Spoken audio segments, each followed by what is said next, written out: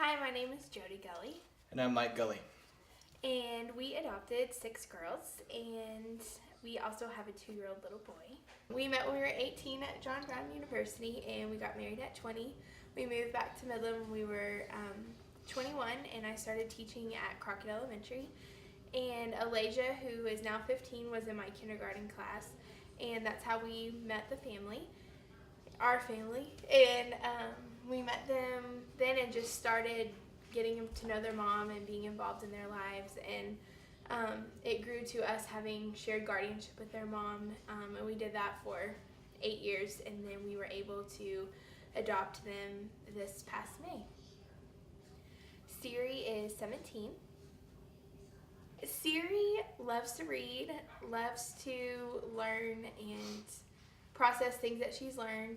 She's extremely kind-hearted and generous and the leader of all the kids at our house. Alasia is 15. Alasia is very kind-hearted. She goes out of her way to make sure that everybody in the house has what they need. She's very good at art. Oceana is 14. She likes to play sports, and she's our very quiet helper around the house. Really tries to just see what I need that day and just tries to make that happen at our house. JJ is 12. JJ is our social butterfly. If she knows your first name or if you've said anything to her, then you're her best friend. She loves soccer. Janaya is 11. Janaya loves to read also and likes all things art and takes piano, and you can find her under her covers at 2 o'clock in the morning with a book. Gigi is 9. Gigi is the most creative kid I've ever seen in my life. She will go and play Legos and build ridiculous things at 2 in the morning, or she will draw and create things with scissors and glue. And tape. It's out of this world. And Jude is 2. Jude is about to be 2 and is just sunshine at our house and just loves to be funny and thinks that is the best thing when you laugh at him. I think for me, one thing that has been huge is just their academic achievement. I mean, they were so behind, and just so many things that you need as a baby of just being read to and talked to and, taught. There's just so many things that you just take for granted, and it was just really hard for a young mom with 7 kids. And I think that the progress that they have been able to make academically, and just the fact that they're honor students at MCA, really for me has been crazy, because we had a lot of work that we've all had to do, and we've had a lot of people help us, but I think it's been really interesting to see, like, yes, you're born with a certain set of genetics, and yes, you could have a certain upbringing for a while, but if you have determination and you want it, then you can achieve it, and we've seen that in our kids. We've seen a lot of growth in the kids, especially spiritually. Actually all 6 of the girls have accepted Christ. To this point, 5 of them have been baptized, and Giovandra is next on the list. She's been wanting to do it for a while, and we've just, we've seen a lot of growth in them, and just, searching for the Lord, and reading their Bibles, and getting to go, to a great school like Midland Class School or Midland Christian. Just getting as much Jesus poured into them as we can get. I mean, just to see their growth and how they have grown into the teenagers they are now, and I can see kind of where they're going, and it's a huge blessing. We didn't go through normal adoption practices.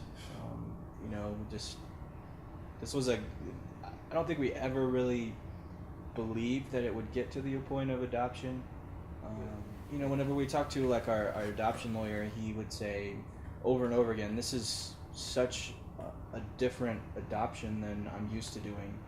A lot of them go through foster care, or they're already relatives of the kids before they go through the process. But this was a 9-year process to get to where we are now. And I think one thing that I have found myself discussing that I'm becoming more passionate about with adoptive parents is, it's really easy to say,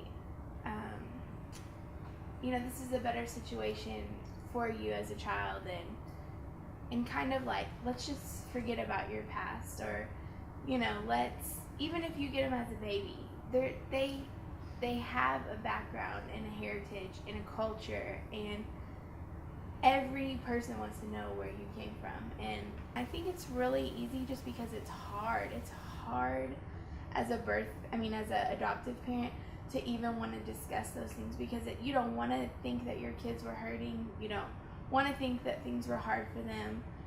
But it just seems like the more I've talked with families who have adopted, the more that you shove those things under, or you don't tell them that they're adopted, or you don't discuss it,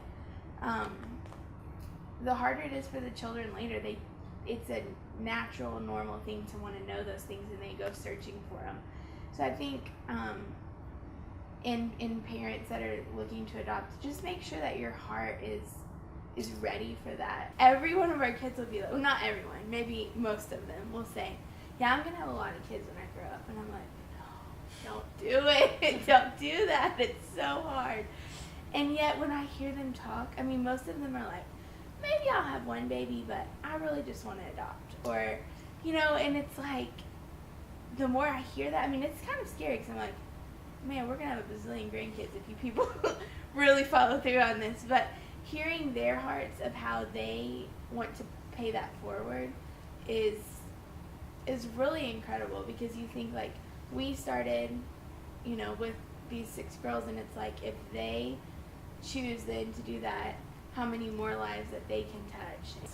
The greatest lesson I've learned as a parent is not every kid can be parented the same. It is, I always thought I'd have 2, maybe 3 kids. I never imagined I'd have 7. But man, every one of them, you got to parent every single one of those things differently. And it is a struggle to figure out, how do I discipline this one? I can't discipline that one the same. How do I get into this one's head and figure out what's going on? It's that, for me, is by far the biggest challenge. I think the greatest lesson I've learned is never to say, oh, my kid wouldn't do that. So I think I've really had to swallow some humility of just thinking, you know what, we are all sinners, and we all mess up, and the most important thing is to just be there for your kids, and for them not to feel scared or intimidated that they can't come to you when they're struggling with something. And I think that has been the biggest thing I've learned, because isn't that what we all want? That's what I tell them every time they say, well, I want to do this. It's like, great, I just want you to love the Lord, and I just want you to show others, because really that's why we're here. And I think that's really what I want from them. I want the normal things that I think a parent wants.